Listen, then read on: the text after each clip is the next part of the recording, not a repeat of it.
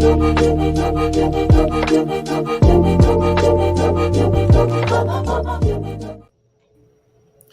morning, everybody. What's going on? There's a lot going on. Anything exciting with you guys first? Oh my gosh, nothing. It's been boring. You don't do anything, do you? There's never anything cool going on. Nothing at all. It's just, Okay, nothing to see here. I want that Leslie Nielsen meme right now with the fireworks going on. Nothing to see here. Moving on. Nothing to see. We will have cool stuff to say soon. Oh, look yeah. So random in things anticipation of this stuff. It's an announcement of an announcement. No. Soon. I'm not announcing an announcement. Yes. So in preparation for the stuff that the GG Collective and Forged in Crypto and what are the MOF, what all these collaborative guild and just thought efforts, it's so much work has been put into so much that's happening right now, and it's about to start showing. But let's not talk about that today. Let's talk about Gala and what they've been building. Yeah, what's been going on? Because they, man, what is it, $67,000 Bitcoin right now? Just what crossed. the heck is going on? 67042. This world is 053 042. This world is heating up. We have a thaw right now, and I think Gala has moved wisely. They've saved a whole bunch of things to talk about for right now, and hopefully this was planned. Hopefully it didn't, or even if it wasn't, let's just hope it works. That we have a lot of people that will see everything moving in crypto, and they'll be like, hey, where can I get in? What's going to be the good place?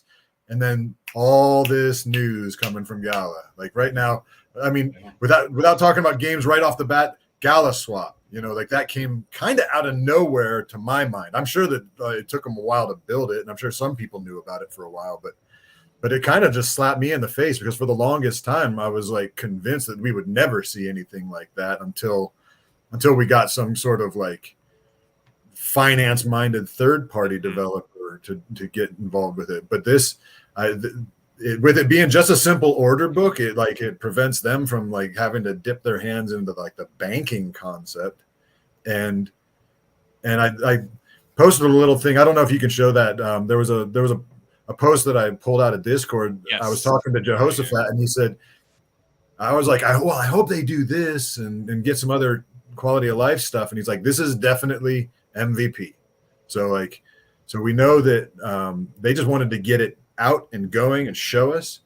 And just like the public development demo for Walking Dead, just like what we're going to see with Miranda's, these are basic concepts, and man, do they have plans to build on it. So let's keep that in mind. Let's keep an eye on that stuff. Yeah, and a lot of people were giving feedback as soon as it came out in Platinum. I know a bunch of us were talking about things that we wanted to see, and what needs to happen, and they were listening, which is great. So, yeah, I tell you what, that is probably the biggest encouragement.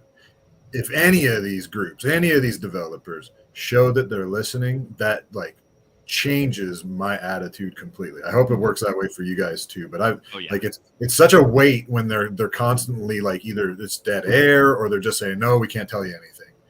It's that gets really problematic and it doesn't take too long to build up some frustration there. But there have been a lot of things that all of a sudden they're starting to be able to talk to us or be willing to. I don't know which it is, but it doesn't matter because it's happening, and we're getting some more information now, and that's really exciting.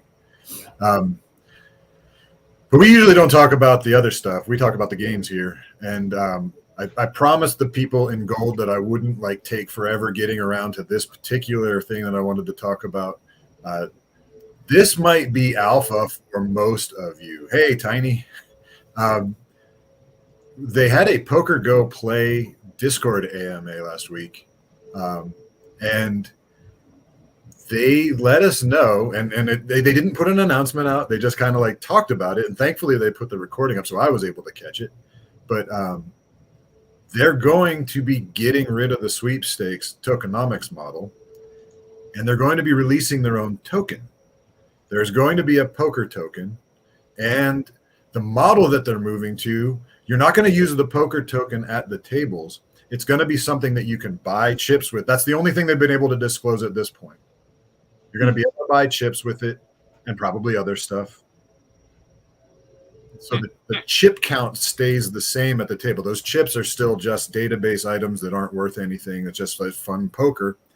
But they're going to give you essentially like daily challenges that if you achieve certain things, you're rewarded with the poker token.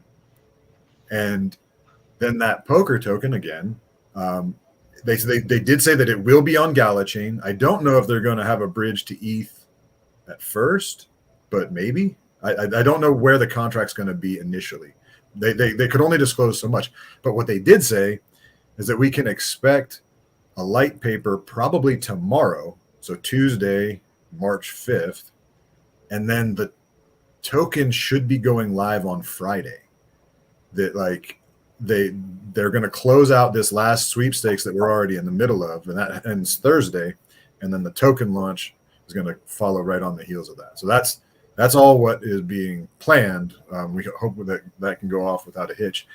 That's really crazy. One of the things that I think it was Ventit who was saying, and if I'm wrong on that, I'm willing to accept a correction. It was hard to tell whose voice was whose because there were two of them that sounded the same. I think it was anyway. Whoever was saying it mentioned that he was looking back at Zynga and poker, Zynga poker, and how to this day that's still one of Zynga's best games. It's been around for 20 years. You know, Zynga poker was probably the other thing that put them on the map along with Farmville. So huge success as far as a poker game.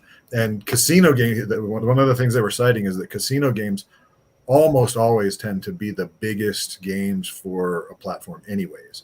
And so if they can nail the tokenomics on this, they can make poker more exciting for people, this could be a huge invitation to the ecosystem. So and the other thing that we're saying, the sweepstakes thing, that was a really interesting psychological thing that they discovered. The idea of the sweepstakes, you want fewer players.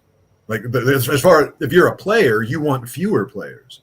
So one of the things that they feel like it was incentivizing people to cheat and multi-account and do everything they can to make it a miserable poker experience so that people would go away and they would be able to get more of the sweepstakes entry or sweepstakes winnings. So they're switching to something that's incentivized for it to be more fun, to have more people, to be more social. And they also said right alongside this, they're also going to be releasing even more anti-cheat measures within the game. So they never really talk about those, but they did say that that's going to be going on. So that's super exciting. Big little piece of news. Did I just say big little? I sure did. Big little. Big little. That's going to be that's my next sweatshirt. Big little. Giant shrimp. So those of you that were hanging on just to hear the alpha, and if you heard it already, like I said, it was out there last week in the AMA, but they really didn't publicize it at all. Most people are just going to get blindsided by an announcement when they release the light paper, and we're all going to be like, "Whoa!" But you heard it here, second, maybe first. Now everybody leaves.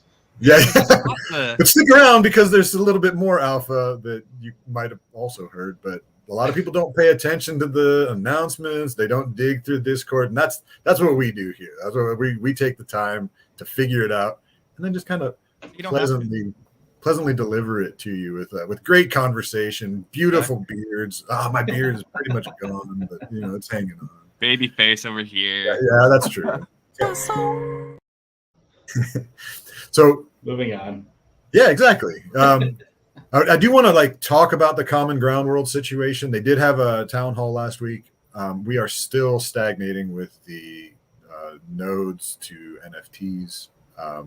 They're persistent. The team is still pushing on with the development of the guild structure. Volcron's able to report on that week to week, but until the chain team meshes everything with whatever they need to be doing for the nodes, they're kind of just plodding along with further development. This is all development that probably could be taking place with it live, but they need to nail the tokenization of the nodes. If they don't get that right, there's gonna be hell to pay. Well, especially at this point, I mean, because we're late, so it's like it better be right when it comes around at this point. And I think there's way more going on with that than just the tech side of things. I know that's probably not the biggest thing. It probably honestly has maybe something to do with the lawsuit stuff. So I don't know where that's at. I don't know anything that's going on there, but there might be some lawsuit issues that's holding up that tokenization of the nodes. I did hear a theory also that the idea of, with Townstar and how they're fractionalizing the nodes, and then, if you bought one for $10,000, you get 10 nodes or whatever that ratio is potentially something that they're looking to do with. This is nothing that Gala said, by the way. This is pure speculation with founders nodes doing. Oh, do not do that. Now they can't because they put a hard cap of 50K on those. Look, that's FUD. That's pure FUD. There's nothing that's backing that up. Right. So I shouldn't even said it. I'm sorry. No, if they do that, they'll open themselves up to a whole lot of nasty attention, because they said hard and fast 50K, and that would mean like. Yeah, but you saw that would mean a million founders nodes out there. You saw the roadmap. It doesn't matter. The roadmap stated that they have hey, we might have to increase past 50,000.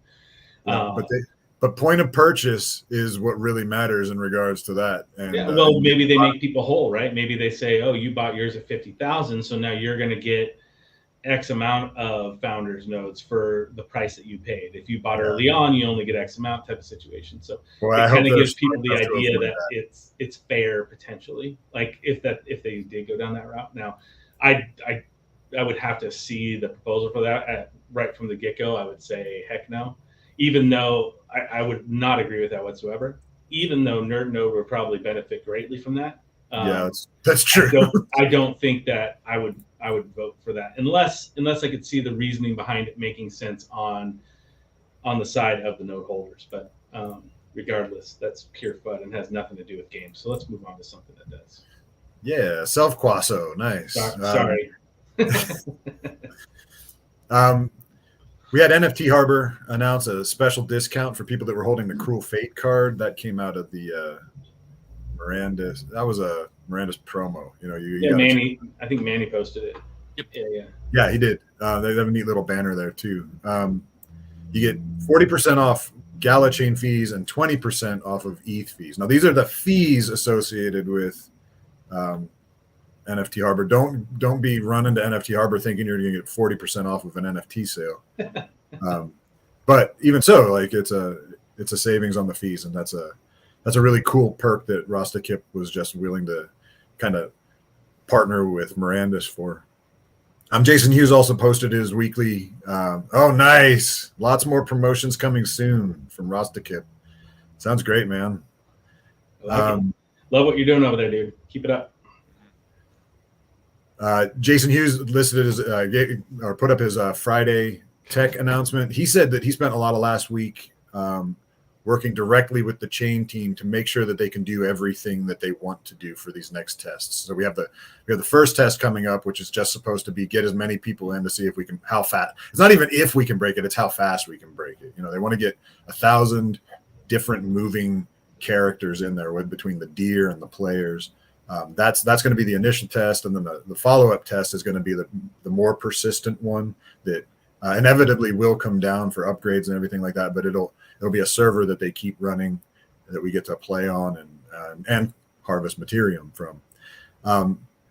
The other thing that that kind of poked out of that news is he said that Eric has gotten started. I think it was Eric that he mentioned that has gotten started on the loot system, the way that they're going to have the initial thing where it's private to the person, either the person who solo kills it or the multiple people who do enough damage.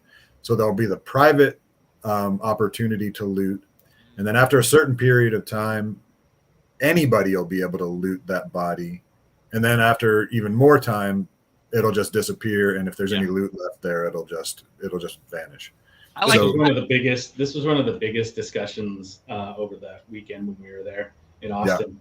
It was honestly, it was kind of preempted. Like, okay, we're going to talk about loot, and everyone's like, take a deep breath. And they talked about their ideas, and again, the community was like, they brought up a lot of really good options that could play into it. They had great ideas, and it molded into kind of what you're seeing here, which is great. But it'll be interesting to see how it all plays out, because loot's a big one, man. Like, the idea of how people play, who's a part of that team and that guild that's there, and it's all on. It's going to be. Well, I did a podcast with Punjab, actually, and we talked about it at length. And I think I would recommend anybody that wants to hear the real insides of what happened there with some of the guys that were actually on site, you should go listen to that podcast. The Miranda's Farmers Almanac. I like the Miranda's Farmers. Yeah, can you maybe post that in the description below or something like that? Yep, I can link that. That'd be great. I think that's in last week's notes. No, I think you're right. I think it was in there too. So. Okay. The thing that I'm really liking about this, rather than being a WoW copycat and setting up a situation where you have like your party and then the party does this and that, they're really coming up with their own way to do it that still works. I like the idea of a novel loot system that doesn't just piggyback what everybody else is doing because nobody else could come up with a better idea before. Well, now let's come up with a better idea. I love the fact that the community's been able to contribute to it too, but like it might be a little bit for people's minds to kind of snap out of it, because in all of the MMOs since WoW, you've pretty much, and maybe even before that, I never played RuneScape, but I don't know what the party system looked like there, but it's been a very like systematic. You've got your party of say 5 people, and then there's a loot roll, and then it's just RNG. Maybe you get it, maybe you don't. And let's try something different. I really like that idea. Look, we're in Web 3, dude. Web 3 is different as is, so let's keep that going. Yeah. In regards to Eternal Paradox, they started selling the Desert Heat Mercenary Tome. So there's some certain characters that when they sell these tomes, they're all based on a certain faction within the game, and a lot of the characters from this faction are of the light variety, and some of them are fan favorites. You've got Shane in there, who last season was super dominant because he got a plus 100% defense bonus just for the season. This time around, he's still got all his great little quirky features, but he doesn't. He's not quite as beefy, so there aren't as many people using him. But there's also Zara in there. Oh no, I'm sorry, she's not in there. My bad. Anyway, there are other characters from the Desert Wind faction in there, and you can take a look at what's available. The store does give you a list of your RNG chances, and you can see which characters are in there and decide whether or not you want to roll the dice on picking up a tome. These tomes are rare and better as compared to those miraculous tomes that were common up to epic. These go rare all the way up to ancient. You could pull an ancient character out of these tomes. They're listed at about 4,500 e-time, which is, I want to say like $75. You can get them in the store in either e-time, Gala, or you can use your credit card for them. On a similar vein, Champions Arena being also a kind of turn-based RPG, they made a bunch of changes recently. The tokenomics shift that we've kind of been like crying out for with a cap on victory points, it's finally taken place. So you had people that were able to just like set up a script to auto battle, or I don't even think you needed to set up the script. I think the game actually catered to it, where you could just auto battle all day long. It didn't matter if you were winning or losing, you were going up and down. You just needed to win to get victory points. And so people would just harvest victory points all day long by keeping their game running. And that sucked for people because, like, if you're just a casual player, you're watching your ratio go down just because these guys are willing to take 1 million losses and they won't care about their rating. Okay, so Smiling Monster saying that it doesn't do anything to the people farming since they have several rares to increase their cap. Yes, the cap is still really high if you have multiple NFTs. But I guess I don't know the math on how many people were actually approaching what the cap gives them without auto farming. But like he also said, our next little news blurb is that they're actually going to do an entire overhaul as of March 20th. So the tokenomics are going to change from top to bottom, apparently. And hopefully we see something that is a lot more appealing. But there are still a lot of people that are hanging on and playing. I know I talked to Dark Rift, who was our Walking Dead machine. He's been playing Champions Arena for a long time. And he's really gung-ho about the game. He likes the way that it plays. He says there's some obvious things that he wish they would change. Maybe we'll see some of those things as of March 20th. Another thing that they do, there is one last little detail. Oh man, this is actually a worthwhile thing. They're doing this Gala Infusion event. It started last Thursday, and I think it's supposed to end on Wednesday. But each day they've been putting an extra $1,000 worth of Gala into the prize pool. So it's each day's prize pool has the extra amount, and that will go until Wednesday, the close of Wednesday. So if you have assets in there that you can earn with, get in there because your earnings are going to be a bit better. Then, as of last Thursday, last expedition leaderboards were reset. So they haven't delivered the all the different components that represent the prizes for that, but the leaderboard is now refreshed, and they said that last season, I guess you call it a season, but the last leaderboard had the top 10 killed over 93,000 monsters, and they've issued a challenge to see if this time around where they can crack 100,000. Now, apparently they only pulled the numbers from the top 10. So, like, I mean, if everybody gets out there and plays harder, it means that the top 10 are going to be killing more anyways. But we'll see if they can eclipse that. And Echoes of Empire. There was an update last Tuesday, which I think the consensus is that it was a really good move. So far, it has definitely made the game a bit more fun to play. As of now, if you have space left in your fleets, like you get a max cap on the number of fleets that you can send out. One of them can be, or one or more of them can be reserved to send out to one of your claims as a patrol unit.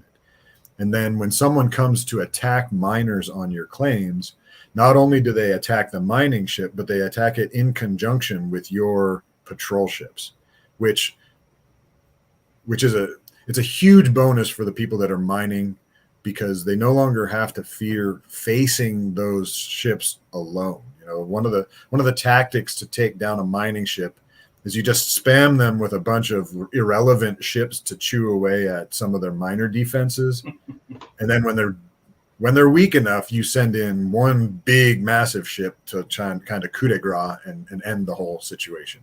Well, now did you say coup de grace or coup d'etat? It's coup de grace. Coup de grace. It's Marquess. Yeah, right. Yeah, Marquess. Shout out Tim. Speaking of Tim, he released Oh yeah. on the, if you go to the ggcollective.gg website, he gave, a February breakdown of kind of his thoughts on Echoes of Empire so far, running the GG Collective side with the ancient claims and some of those legendary and rare claims. I know one of the things he talked about a couple times was the fact that, when we attack, we break the game. Yeah. And so, that's like kind of one of the big things in terms of that's a really fun aspect that I think a lot of people are looking forward to, and it just isn't quite there yet. The exploration isn't quite fully flushed out. It's more of a 2x than a 4x right now. There's other little bugs here and there that I think, can be changed and make it a really awesome opportunity. And then I think everyone kind of understands there's a little bit of confusion and just complication with the Stardust to Gala, like the way the tokenomics are working right now don't quite make sense and need some adjustment. Well, there's really nothing to be said about the tokenomics. You can't really earn anything from the game right now. We had a couple days. If they could piggyback some of what Eternal Paradox did, Smiling Monster has that to say that like they would probably be able to build something successful from the economy side. For sure. What I see them building, and I want to speak into this because I've been playing the game. I also have some of my own personal claims, and I'd been building my own account, like slowly, just kind of not grinding it hard, but being faithful to it. Some of these building upgrades take like at this point that I'm a week out on some things. I have to wait forever for it to get done, and so it's that part of it is actually refreshing because it doesn't feel so grindy. But then you can also be like attending to ship production and things like that. So I've been having a whole lot of fun with that, but I was totally keeping to myself. We had a bunch of war talk within our guild about because there are certain characters that are rearing their heads and starting to really antagonize. I honestly, for as problematic as he's been, I do want to give a shout out to Mr. Seven Sources, who also goes by Randy in game. And Randy, what though? Yeah, well, you can illustrate that to them as much as you want, but I'm going to call him. Say the whole name. It's Big Dick Randy. It is. So you made a big deal out of it, and now I look like some kind of prude. But anyway, sorry. So Randy, I'm the big dick now. He's been pretty much relentless around the ancient claim. He's a Zeta member, and Zeta and Moth seem to be the only really active guilds in it. And so in order to kind of, I don't know, make the game more exciting for himself, he just started blowing up everybody's ships. Now he is one of the people that did actually spring for some credits and accelerate his building process. So he's got some powerful fleets. He can really send stuff at you. And he was making it really difficult for a lot of the Moth players to be able to do their just mining runs, because you never knew when he was going to be on. And if your ship is caught out there, it's kind of, well, before this update, it was just like he would send like a probe ship to see what you had there. And then he would follow it up with a little bit of cannon fodder, and then he would come in and just pound you with this level 16 legendary ship, and there was nothing you could do about it. It was just you could recall your fleet if you caught it in time, and that was the only thing that you could do. Otherwise, you lost whatever rarity mining ship you had. And that gets really frustrating because you only get so many opportunities to get a new blueprint.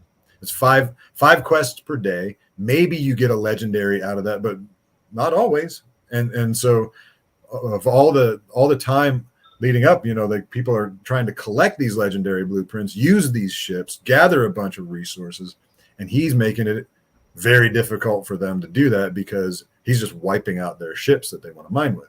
So this patrol update made it so that now Tim with the Gala Collective assets, he's able to he sends most of his I think at this point he's always sending his patrols to the ancient in order to protect people that are mining there, because that just makes sense. You got more mining claims there and more opportunities. And so at first Randy kind of stayed away from it, and then he started like working like the angles to figure out how he could get in there. And then he's found ways that he will actually be able to take down Tim's ships if he's persistent enough. Now this is costing him, like it's costing him resources. It's costing him credits because he has to rebuild in order to be able to like go at this. But he wants the game to be fun, Yeah, so he's trying to make it fun for himself. And that's part of the game. If they create the tokenomics a little bit better, those are the things that are going to get recycled back in. There's a lot that can be done here. So.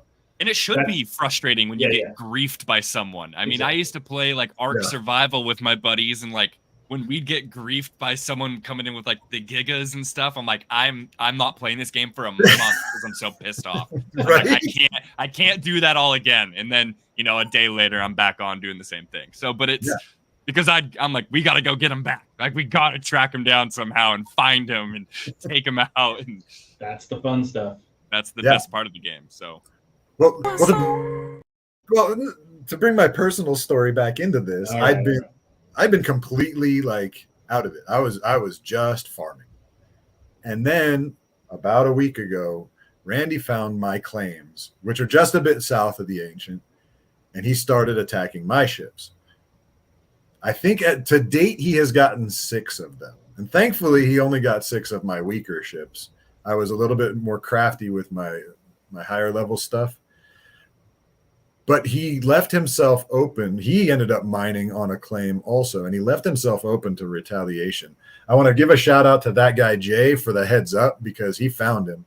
And he found him just enough time for me to start just launching a full-scale attack on him. So at this point, the mechanic for support ships is if you're in a battle, it's pretty much a 1-to-1 trade. If you have a support ship, it'll take out one of their support ships. There's other math involved there. But if you try to do that at someone's home base, it doesn't work out that way because you have so many other capital ships there at the home base. Some of these people have the maximum 2,000 capital ships that are helping to defend their home base.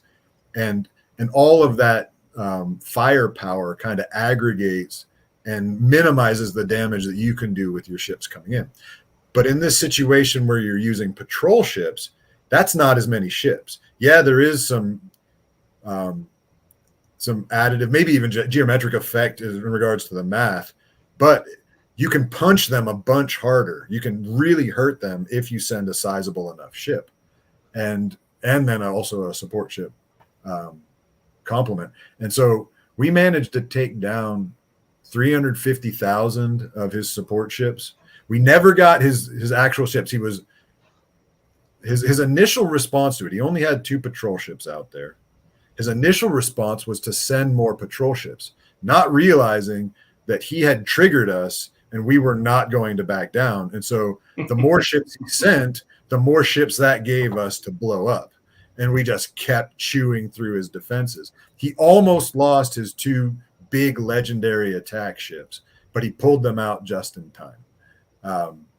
But we did do a bunch of damage to him, and he, of course, used some credits to to accelerate his building process. He got a bunch of ships back, but there's like a new awareness that combat is live now. We're not just a bunch of farmers anymore. There's going to be individual efforts. There's going to be group efforts. The moth has been awakened, and we are looking for the right ways to defend our turf there around the ancient claim.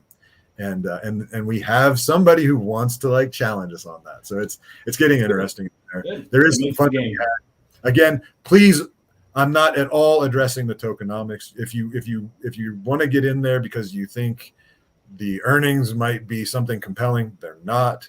That doesn't mean that they can't be, but as of now, it's really only just a game to have fun with. But it does give you the opportunity to build up your account. So if you can get your home base built up, when they do something different with tokenomics, you're going to be in a much better position to capitalize on that. So I would suggest, if you have any interest in the game at all, get in and at least be faithful to upgrading your base buildings, your command center, and the other buildings like that, because it will put you in a better position if they ever make the right kind of adjustments to the tokenomics. We have one last thing to talk about, and that is that they announced a March 11th launch for Legends Reborn. So we're looking forward to a new card game to come out into blockchain gaming, this one through Gala. Those of you that have played the playtests in the past, there's been a lot of like really good feedback about the gameplay. So we're hoping that they nail the tokenomics. We're expecting to see like a light paper a little bit in advance of the launch. Anita on Ahead of the Game episode 40 mentioned that this Thursday they're going to have an interview with the devs, so they might be giving some information out there. So pay attention to Ahead of the Game, the Ahead of the Game episode this week. If you want to get in on that interview. Did you say March 11th? Yes, Monday, March 11th. Monday, March 11th. That's an interesting day. I like that day. Cool day. It's a fun day. March 11th. So now we're kicking back to the beginning of the show. So, Moving on. those of you who are paying attention, I was just be paying attention. I was just making sure it was March 11th. Just trying to see. Was it March 11th? I like March 11th. March 11th is a good day. I can't help but sleuthing this stuff out and dropping. I bet you somebody's birthday is March 11th. Yeah, well, 311 was pretty cool back in the day, you know. And, what is it? 310 to Yuma, 311 to Yuma. Oh well, the 310 to Yuma is awesome. I'm thinking of like the stoner rock 311. they had some pretty sweet tunes. Anyway, Don't forget the banner. Oh, we're working with NFT lookup, and we're gonna have them put up a awesome GG collective banner up there and promote. I mean, we're here to promote each other. Yeah, he's doing awesome. I mean, he's doing awesome stuff. Like, there's no reason why we don't want to support him as much as possible, showcase what he's doing. I mean, it's awesome. Yeah, agreed. 100%. So that's the bulk of the game news. I don't know. Do we have anything else that we want to chat about? Anything else that people's curiosity got piqued about some of this stuff? This was actually kind of an exciting week. I was really thankful that I'm healthy again. I had some energy back this week, so I tackled a bunch of stuff. Outside the Gala ecosystem, we're pointing our attention at Star Atlas. That's been fun for me. I don't know if we ever want to. Maybe we could have a separate show for that, or maybe just some articles. Yeah, I think what we'll do is we're going to keep the Gala Gazette and keep it all Gala and GG stuff. We'll keep it all there. Anything outside of that, if it's outside of Gala, then I think we're going to start another podcast or partner with somebody that's already doing podcasts in those arena. Yeah, definitely Star Atlas is in the hunt for stuff. We like, I've been saying it for a long time though. Like, Michael Wagner is one of the coolest, most down to earth guys. Great guy. Developers of a game that I've talked to, and I've talked to a lot. Like, I hold him in high regard, much with Mike McCarthy, who's a good friend of mine. But yeah, I've been talking about a lot of things there. And I think, back to Miranda's loot, right? Got Earth asked a question here. Maybe we'll answer some questions. There's a couple other things that were in there too. So will support roles only get Ethereum and no chance at ancient loot with current? So the main idea that was talked about is support roles. It's all going to be about hit percentage, right? So when you're attacking, it's hit percentage. So these support role people, unfortunately, if you're just a loner out there in a support role type deal, you're going to get no hit damage for the loot stuff. So, but what it does is it creates a very powerful character in the guilds. And you can offer your services to these guilds if you're a very good support role and healing. and creating this partnership that's a little bit different than just one for one hit to this. It creates a community aspect of what has to happen with that support role. I think is really unique. And some people were mentioning like you could give a hit buff with your healing as well, so then you do get some damage that would go into it and be a part of it, and which you could. But I think the idea of what could be built here with these support roles are going to be really rare, but they're going to be needed. I think they're going to be a unique and very sought out character. And it's going to be tough because people are like, well, I don't get hit rolls here, right? To be able to get the loot. But there's so much more that can be built from it. And I think it'll be really fun to watch that happen. So there's something else to that too. Like, yeah, within the guild, for sure, that's going to be a necessary role. Yeah, and it's going to be guild. It's going to be guild driven though. But well, in addition to that, it also creates a sort of almost like a rogue class, not rogue in the sense of backstab and sneak around, but there's a marketable quantity there that they can say, hey, we're going to attack this, and that support character can know what kind of loot drops from that, and they can be like, I know what you're after, I know what this is going to cost me, you need to pay me for this. It can create front end, like you're going to give me the X amount for whatever duty I do now. Yes, and that wouldn't even necessarily have to be guild related. That could be something that you just have healers for hire and stuff like that, bards for hire. It creates a new industry essentially, because these, if it's a healer, they're going to be casting spells that's going to be directly burning material. They're going to be spending money to keep you alive. Yep. And so they need to be able to have some assurance of compensation there. It's going to create a whole new ecosystem or economy of its own, is the healers and the support roles. Well, it's going to be a game within a game of people. Yeah, it's the... Yeah. So playtest speculation. Smile and Monster saying early Q2, then King's March late Q4. 100% agree. April. Let's see it. April playtest. And so they talked about it too, is it's a continuous playtest, but they will let you know when things break, they're taking it down to fix it. Meaning, they've got to take 2 weeks, pull it down, and then push it back up. So are you saying that the persistent one will be Q2 also? It looked like Smile and Monster was projecting that it was going to take a little bit more time to get that particular iteration. So when you say persistent, it's the idea. I mean as compared to the field of battle test that has the deer in it. The actual one where you can go out and kill goblins and get material. Is that the one that you're projecting for Q2 still? I may say too much. We'll just leave it at the fact that it's we're gonna go Q4's persistent. Q4 sounds good. Just leave it there. We don't know. We're just making stuff up. I don't know. But I mean, they've talked about it too. Like when they say persistent, it's not constantly going, right? Where when you looked at The Walking Dead, it was continually going, and then they just pushed an update where they're going to push an update to where it breaks, and then they're going to take it down, right? Yeah. They're going to be like, okay, here's a list of things we're fixing, and we're going to bring it back up in 1 week. We're going to bring it back up in 2 weeks. Boom, and it's down. That's going to be the idea of persistent.